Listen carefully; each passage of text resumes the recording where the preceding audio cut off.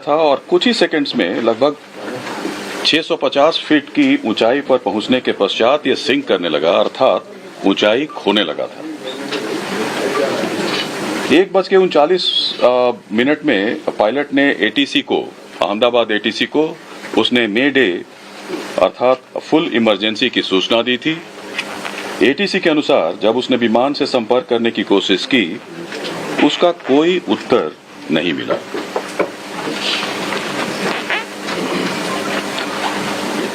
ठीक 1 मिनट के बाद यह विमान हमारे एयरपोर्ट से लगे मेधाणी नगर, जो हवाई अड्डे से लगभग 2 किलोमीटर की दूरी पर स्थित है, यह विमान दुर्घटनाग्रस्त हो गया था। विमान की कप्तान कैप्टन सुमित सबरवाल थे और प्रथम अधिकारी थे क्लाइव सुंदर। जहां तक विमान के पूरे इतिहास की बात है, विमान ने इस दुर्घटना से पहले पेरिस दिल्ली अहमदाबाद सेक्टर की उड़ान बिना किसी घटना के पूरी की थी। उसमें कोई रिपोर्ट नहीं थी। पेरिस से दिल्ली और दिल्ली से अहमदाबाद सेक्टर की उड़ान बिना किसी घटना के पूरी की थी। और दुर्घटना के कारण रनवे को 2:30 बजे 2:30 में इसको बंद कर दिया गया और उसके बाद सारे प्रोटोकॉल को पूरा करने के बाद 5 बजे से सीमित उड़ानों के लिए अहमदाबाद का रनवे को फिर से शुरू किया गया। घटना 1:40 पे होती है। 3-3.5 घंटे के भीतर हमारे मिनिस्ट्री ऑफ सिविल एविएशन के सारी टीम, पूरी टीम, हमारे आदरणीय मंत्री जो सिविल एविएशन विजयवाड़ा में थे एक इंस्पेक्शन के लिए, वहां से directly minister of state civil aviation जो यहाँ पे हम ऑफिस में थे, हम लोग कंट्रोल रूम पहुंचे और फिर 3-3.5 बजे के आसपास, 5:30-6 बजे के आसपास हमारी पूरी की पूरी टीम, जिसमें DGBS, DGCA और chairman airport authority of India, senior officers, मैं स्वयं, हम लोग सब लोग वहां पे उपस्थित थे, घटनास्थल पर उपस्थित थे।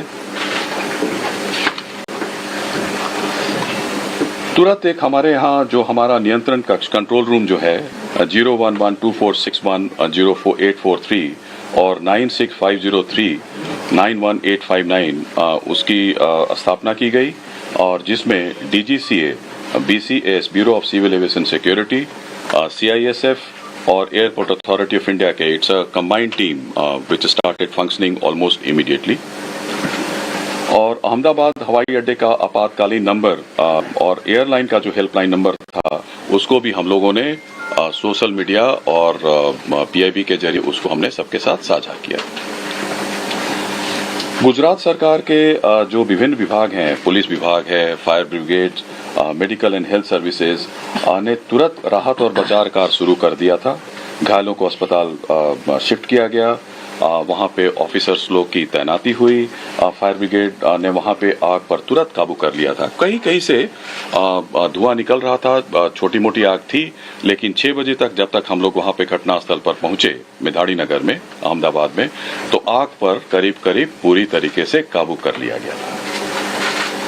तुरंत उसके बाद हमारा जो स्टैंडर्ड ऑपरेटिंग प्रोसीजर के अनुसार हमारा जो एयरक्राफ्ट एक्सीडेंट इन्वेस्टिगेशन ब्यूरो है ने उसी दिन विमान दुर्घटनाओं और घटनाओं की जांच नियम 2017 के तहत के अनुसार जांच शुरू कर दिया गया है और यह एक मल्टीडिसिप्लिनरी टीम है और पूरा घटना स्थल को सुरक्षित कर लिया गया है। हमारा फ्लाइट डेटा रिकॉर्डर, जिसको ब्लैक बॉक्स के नाम से भी जाना जाता है, वो मिल गया है। इन्वेस्टिगेशन पूरी तरीके से स्मूथली चल रहा है।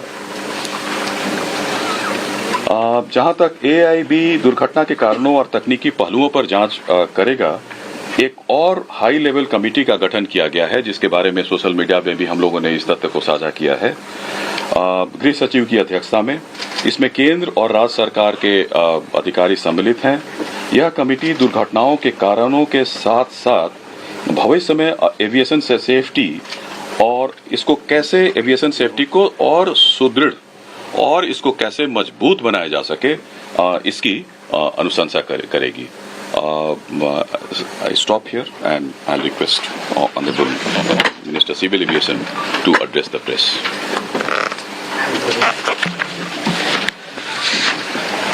Last 2 days have been very difficult, especially in the ministry and for everyone else. விமான போக்குவரத்து துறை அமைச்சகத்தில் மட்டுமல்லாது ஒட்டுமொத்த தேசத்துக்கும் இது கடுமையான 2 நாட்களாக கழிந்திருக்கின்றன. And my deepest condolences to all the families who have lost their loved ones in the incident. இந்த விபத்தில் உயிரிழந்தவர்களுடைய குடும்பத்தினருக்கு my father in a road accident. எனது ஆழ்ந்த அனுதாபங்கள். So to a certain extent I can understand the pain and anguish. ஒரு விபத்தில் தான் என்னுடைய தந்தையையும் இழந்தேன் என்று கூறுகிறார் அமைச்சர். And in fact it was a moment of shock right after we got to know about the incident. But even in that disbelief, மிகப்பெரிய அதிர்ச்சியாக இந்த விமான விபத்து வந்தது என்று கூறுகிறார். To oversee what needs to be done, what support needs to be provided, and that was the attitude of the government of Gujarat also. மத்திய அரசும் சரி, குஜராத் மாநில அரசும் சரி, இந்த விபத்து நிகழ்ந்தவுடன் தேவையானவற்றை செய்ய வேண்டும் என்ற நோக்கத்தில் உடனே களமிறங்கினோம். We already saw this was just within hours of the happening of the incident. விபத்து நிகழ்ந்த சில மணி நேரங்களிலேயே the government of Gujarat already put in the necessary rescue teams.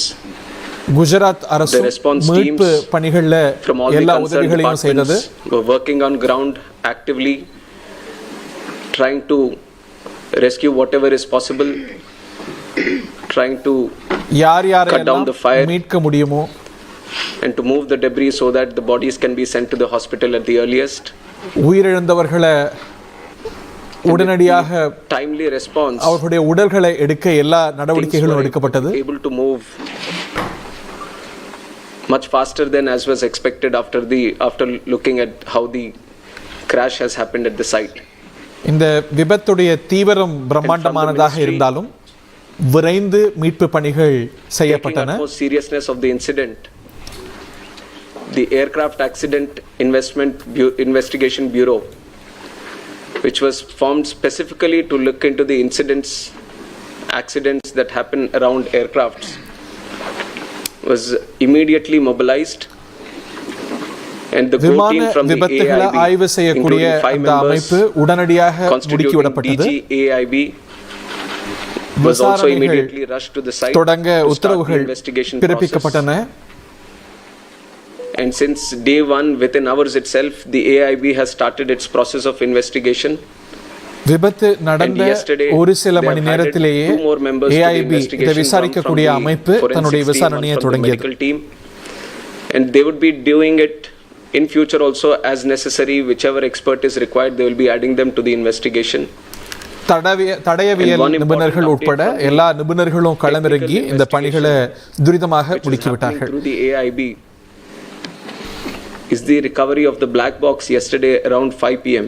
from the site. நேற்று 5 மணி அளவில் black box மீட்கப்பட்டது. The AIB team believes that this decoding of the black box is going to give a in-depth insight. AIB இந்த விசாரணை குழு இந்த black box மீட்கப்பட்டது ஒரு தெளிவான விளக்கத்தை இந்த விபத்து ஏன் நடந்தது என்பதை புரிய வைக்க ரொம்ப முக்கியமான துருப்பாக இருக்கும் என்று கருதுகிறார்கள். The results or the report is going to be once the AIB goes through its full investigation.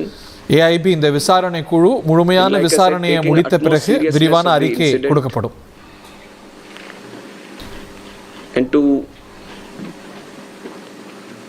further investigate into the incident and to look into all the theories or other information that is going around this incident, we felt it would be much better to have another committee also overlooking into this crash and also நிறைய theories இத பற்றி சொல்லப்படுது. இதனால நடந்திருக்கலாம், அதெல்லாம் நடந்திருக்கலாம் அப்படின்னு அதுல ஒரு தெளிவு கிடைக்கணும் அப்படிங்கிறதுக்காக இன்னொரு குழுவை அமைச்சிருக்கோம் விசாரிக்க. And immediately we have constituted the committee also yesterday. நேற்று இதற்காக இன்னொரு குழு அமைக்கப்பட்டிருக்கு. Home Secretary மத்திய உள்துறை செயலாளர் தலைமையிலும் கூட இதை விசாரிக்க இன்னொரு குழு அமைக்கப்பட்டிருக்கு. In the committee from various sectors and not less than any joint secretary level. So accordingly, மத்திய இணை செயலாளர் அளவிலான அதிகாரிகள் கொண்ட பல்வேறு துறை வல்லுநர்களை கொண்ட குழு அமைக்கப்பட்டிருக்கு. High level committee which is going to investigate this crash. இந்த உயர்மட்ட குழுவும் கூட விசாரணையில ஈடுபடும்.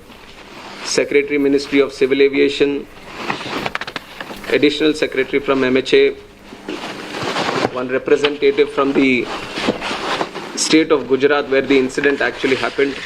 மத்திய உள்துறை விமான போக்குவரத்து துறை, disaster response authority, government of Gujarat, Gujarat அரசை சேர்ந்த பல்வேறு துறைகள், குஜராத் அரசுடைய பிரதிநிதிகளும் கூட இதில் இடம்பெறுவார்கள். Indian Air Force, DG BCAS which is the Bureau of Civil Aviation Security, மத்திய விமானப்படை, DGCA, Special Director from IB and Director from the Directorate of Forensic Sciences Services. தடயவியல் துறை. So like you see the composition of the high level committee, பல துறைகளை சேர்ந்த முக்கிய அதிகாரிகள் அடங்கிய ஒரு குழு அமைக்கப்பட்டிருக்கு. இவர்கள் எல்லாம் ஒரு துறையை சேர்ந்தவர்கள் இல்ல, ஒரு முழுமையான பார்வையை நமக்கு கொடுக்கிறதுக்கு பல்வேறு துறைகளை சேர்ந்த வல்லுநர்கள் அதிகாரிகள் இதில் இடம்பெற இருக்கிறாங்க. time limit of 3 months. 3 மாதத்துக்குள்ள இந்த குழு விசாரணை செய்து பல்வேறு தரப்பினருடன் பேசி வல்லுநர்களிடம் ஆலோசனை நடத்தி 3 மாதத்துல இந்த விசாரணை முடிக்கும். And most of the issues that you feel there need to be answers, the committee is also going to strongly pursue these things and will come விடை தெரிய வேண்டிய வேறு சில இனங்களையும் கூட அடையாளம் கண்டு இந்த குழு நடவடிக்கைகள் எடுக்கும். We have a very strict safety standards in the country also, and many including the ICAO பாதுகாப்பு நடைமுறைகளை வலுப்படுத்துறதுக்கு தேவையான ஆலோசனைகளையும் இந்த குழு வழங்க ஏற்பாடு செய்யப்பட்டிருக்கு. We do have a very strict protocol, robust protocol which we follow every time. But even when the incident பயணங்களை பொறுத்த வரைக்கும் பாதுகாப்புக்கு ரொம்ப கடுமையான நடைமுறைகள் இருந்து வருகிறது. ஆனாலும் இந்த நிகழ்வு நடந்திருக்கிறது. There is a need to do an extended surveillance into the Boeing 787 series. So from the DGCA we have also given Boeing 787 ரக விமானங்களுடைய பாதுகாப்பு அம்சங்கள் பற்றிய மறுபார்வை தேவையாகிறது. அதையும் செய்வோம். 787 planes, there are 34 in our Indian aircraft fleet today. 34 Boeing 787 ரக விமானங்களை நம்ம பயன்படுத்துறோம். With immediate urgency all of them are going to be done. ரொம்ப துரிதமாக இதோடைய பாதுகாப்பு மறு ஆய்வுக்கு உட்படுத்தப்படும். And the report is going to come. Whatever necessary steps are needed to be taken. இந்த விசாரணை அறிக்கை வந்தவுடன் என்னென்ன நடவடிக்கைகள் பரிந்துரைக்கப்படுதோ அவையெல்லாம் எடுக்கப்படும். Any hesitation, we are going to improve every necessary thing that is going to come our way. விமான பயணங்களை பாதுகாக்க என்னென்ன நடவடிக்கைகள் தேவையோ தயக்கமின்றி அவற்றையெல்லாம் கண்டறிந்து அமல்படுத்த போறோம். What all is required in the future, whenever we have a very important update to give to the media, then we are going to present it to you also. இந்த விசாரணையில முக்கியமான அப்டேட்ஸ் வரும்போது ஊடகத்துறை மூலமாக நாட்டு மக்களுக்கு அறிவிக்கப்படும். We've also been very considerate of the event that has happened, and in fact the personal stories of the ஊடகத்தினர் இந்த விவகாரத்தை வழங்கிய ஒத்துழைப்புக்கு நன்றி. To see the individual stories, இதுல பாதிக்கப்பட்டவர்களுடைய ஒவ்வொருவருடைய கதையும் நம்ம கேட்கும்போது ரொம்ப உருக்கமா இருக்கு. The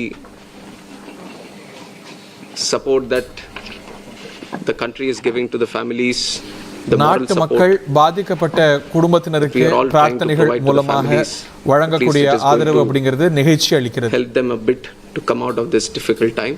இந்த பிரார்த்தனைகளும் ஆறுதல்களும் இந்த கடுமையான சூழலிலிருந்து அவர்கள் வெளிவர பேருதவியாக இருக்கும். Of assisting the families of the passengers in whatever way is required. இதுல பாதிக்கப்பட்ட குடும்பத்தினருக்கு எல்லா உதவிகளையும் வழங்குறதுக்கு நாங்க எல்லா நடவடிக்கைகளையும் எடுத்து வரோம். And be given to the respected families. So the government of Gujarat is coordinating with that. பாதிக்கப்பட்டவர்களுடைய குடும்பத்துக்கு தேவையான உதவிகளை வழங்குறதுல குஜராத் அரசும் ஒருங்கிணைப்பு நடவடிக்கைகளை செய்து வருது. All the measures that are required from their side. நாங்கள் ஒரு பக்கம் முயற்சி எடுக்க குஜராத் அரசும் அவர்களுடைய பங்களிப்பை செஞ்சு வர்றாங்க.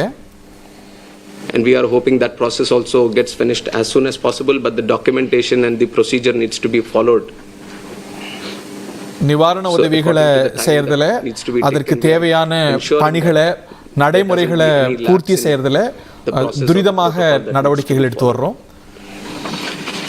So currently we just felt that all the efforts that are being done, especially in the last 48 hours, we wanted to share with the media and through you to the country also. கடந்த 48 மணி நேரத்துல நாங்க எடுத்துக்கக்கூடிய நடவடிக்கைகள் பற்றி நாட்டு மக்களுக்கு உங்கள் மூலமாக ஊடகத்துறை மூலமாக விளக்க நாங்க முயற்சி செய்தோம். அதனால தான் இந்த பத்திரிகையாளர் சந்திப்பு.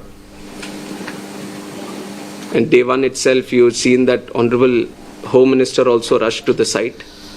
விபத்து நடந்த நாளன்றே மத்திய உள்துறை அமைச்சர் அமித்ஷா சம்பவ இடத்துக்கும் பாதிக்கப்பட்டவர்களுக்கு மருத்துவ உதவிகள் கிடைக்கக்கூடிய மருத்துவமனைக்கும் சென்று சிகிச்சை பெறவர்கள்ட்ட பேசினார்.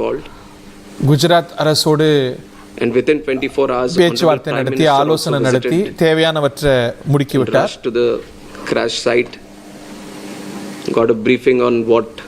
And how it happened.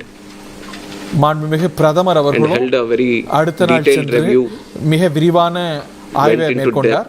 On what needs to be done, how the relief measures or rescue efforts needs to be மீட்பு மற்றும் நிவாரண நடவடிக்கைக்கு தேவையான முயற்சிகளை எல்லாம் தாமதமின்றி செய்ய பிரதமர் அவர்கள் உத்தரவிட்டார். And with this seriousness only we are going to conduct the investigation. Any இதே ஸ்ரத்தையோடு இந்த விசாரணைகளை அடுத்த கட்ட நடவடிக்கைகளை நாங்க செய்ய போறோம். தொடர்ந்து any theory that is going around this crash, everything will be analyzed. இதனால் இந்த விபத்து நடந்திருக்கலாம், இந்த காரணத்தினால் நடந்திருக்கலாம் அப்படின்னு பல தியரிகள் சொல்லப்படுது. அந்த எல்லா கோணங்களும் விரிவாக விசாரிக்கப்படும். of all the other investigations that are going to happen. AIB is going to be the technical side of the investigation, which will be very much core to what we are trying to do. AIB உடைய விசாரணை தொழில்நுட்ப கோணங்கள்ல கவனம் செலுத்தும். And the high level committee is also going to meet very soon. மத்திய அரசு high level committee இன்னொரு உச்சபட்ச குழு அமைச்சிருக்கோம் இல்லையா, அதுவும் கூட கூடி அடுத்த கட்ட நடவடிக்கைகளை மேற்கொள்ளும். In 3 months 3 மாதத்துக்குள்ள விரைந்து அறிக்கை தயாரிக்க, ஒரு முழுமையான அறிக்கை தயாரிக்க நடவடிக்கைகள் மேற்கொள்ளப்பட்டிருக்கு.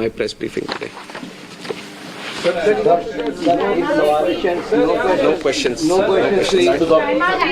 Appropriate time we'll answer the questions. I think we just கேள்விகளுக்கு இந்த தருணத்துல பதில் சொல்ல விரும்பல, உரிய நேரத்துல உங்களுடைய கேள்விகளுக்கெல்லாம் பதில் சொல்றேன்.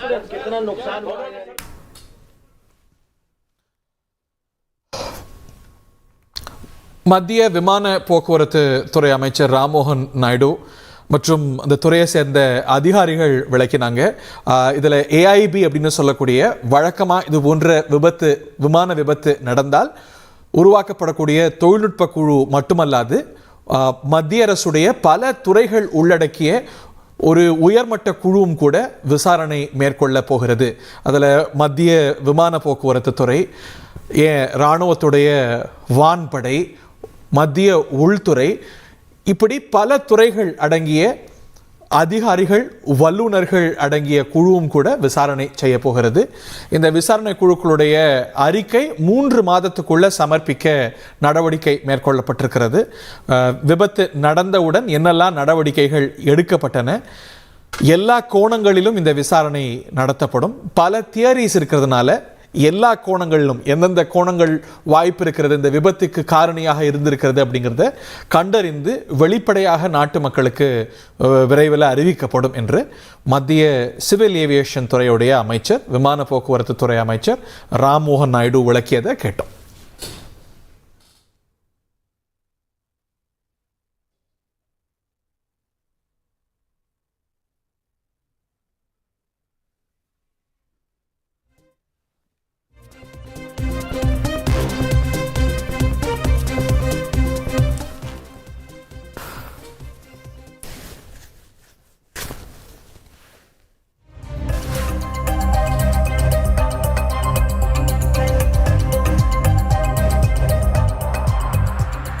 தங்கம் வாங்குறதுக்கு நல்ல இடம் தேடுறோம். தங்கத்தை விக்கிறதுக்கு இங்க பாருங்க எப்படி எல்லாம் உங்க தங்க நகையோட தரத்தை தப்பா செக் பண்றாங்கன்னு. சில பேர் சொல்றாங்க உங்க வீட்டுக்கே வந்து தங்கத்தை வாங்கிக்கிறோம்னு. நீங்க விக்கிறது தங்கமா இல்ல பழைய இரும்பா? அட்டிகாக்கு வாங்க. உங்க தங்கத்தை ஜெர்மன் டெக்னாலஜில செக் பண்ணி அதிக விலை கொடுக்கறாங்க. உங்க தங்கத்தை விக்கிறதுக்கு परसों दिनांक 12 जून 2025 को लगभग 2 बजे के आसपास ये सूचना प्राप्त हुई कि अहमदाबाद से गैटविक लंदन के लिए जाने वाला विमान दुर्घटनाग्रस्त हो गया है।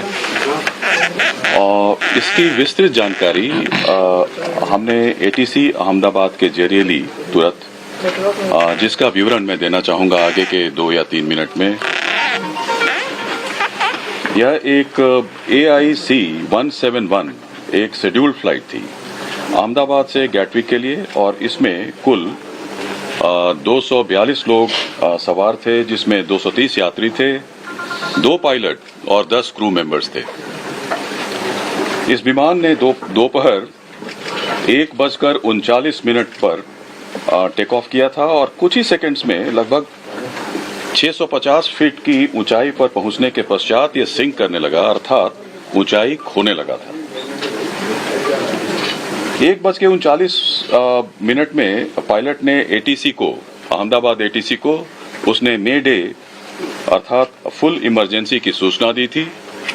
एटीसी के अनुसार जब उसने विमान से संपर्क करने की कोशिश की, उसका कोई उत्तर नहीं मिला।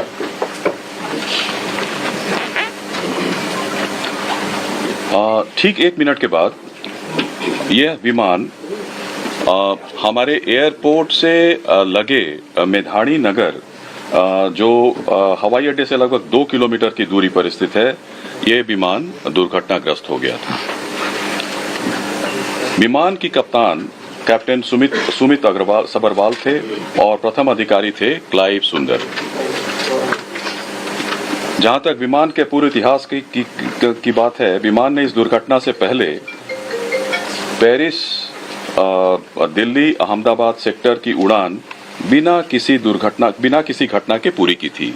उसमें कोई रिपोर्ट नहीं थी। पेरिस से दिल्ली और दिल्ली से अहमदाबाद सेक्टर की उड़ान बिना किसी घटना के पूरी की थी। और दुर्घटना के कारण रनवे को 2:30 बजे 2:30 में इसको बंद कर दिया गया, और उसके बाद सारे प्रोटोकॉल को पूरा करने के बाद 5 बजे से सीमित उड़ानों के लिए अहमदाबाद का रनवे को फिर से शुरू किया गया। घटना 1:40 पे होती है। 3-3.5 घंटे के भीतर हमारे मिनिस्ट्री ऑफ सिविल एविएशन के सारी टीम, पूरी टीम, हमारे आदरणीय मंत्री जो सिविल एविएशन विजयवाड़ा में थे एक इंस्पेक्शन के लिए, वहां से directly minister of state civil aviation जो यहाँ पे हम ऑफिस में थे, हम लोग कंट्रोल रूम पहुंचे, और फिर 3-3.5 बजे के आसपास, 5:30-6 बजे के आसपास हमारी पूरी की पूरी टीम, जिसमें DGBS, DGCA और chairman airport authority of India, senior officers, मैं स्वयं, हम लोग सब लोग वहां पे उपस्थित थे, घटनास्थल पर उपस्थित थे। तुरंत एक हमारे यहाँ जो हमारा नियंत्रण कक्ष कंट्रोल रूम जो है 011246104843 और 9650391859 उसकी स्थापना की गई, और जिसमें DGCA, BCS bureau of civil aviation security, CISF और एयरपोर्ट अथॉरिटी ऑफ इंडिया के it's a combined team which started functioning almost immediately. और अहमदाबाद हवाई अड्डे का आपातकालीन नंबर और एयरलाइन का जो हेल्पलाइन नंबर था उसको भी हम लोगों ने सोशल मीडिया और PIB के जरिए उसको हमने सबके साथ साझा किया। गुजरात सरकार के जो विभिन्न विभाग हैं, पुलिस विभाग है, fire brigade, medical and health services Iran Israel ரெண்டுமே இந்த பிராந்தியத்தில் ரொம்ப முக்கியமான சக்திகள் போர் திசையில இதுவரைக்கும் பார்க்காத அளவுக்கான போர் बचाव कार्य शुरू कर दिया था। घायलों को अस्पताल शिफ्ट किया गया, वहां पे ऑफिसर्स लोग की तैनाती हुई, फायर ब्रिगेड ने वहां पे आग पर तुरंत काबू कर लिया था। कहीं कहीं से धुआं निकल रहा था, छोटी मोटी आग थी।